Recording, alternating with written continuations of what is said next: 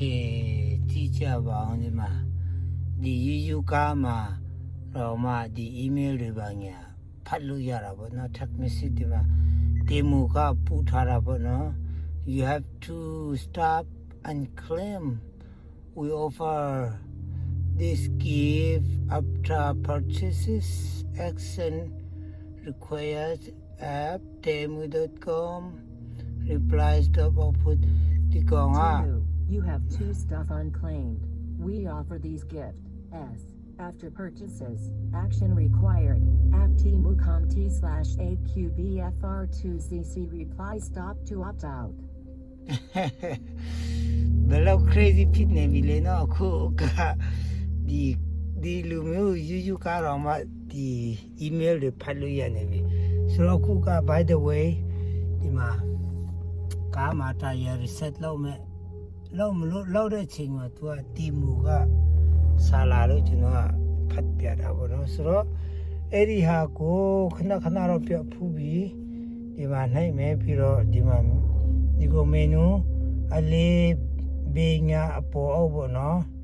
ဒီမှာနိုင်ပြီးမှဟိုမှာကပြမယ်နော်ဒီလိုပဲပြမယ်ဆွဲကြည့်မယ်နော်အဲ့လိုစအဲ့မှာဘယ်လိုလုပ်မလဲ customize မှာရှင်းမယ်အလေးနိုင်မယ်သူကပြထားပါတယ်ဟိုမှာမြားတွေကိုကြည့်အပေါ်မှာ TPMS calibration သွားမယ်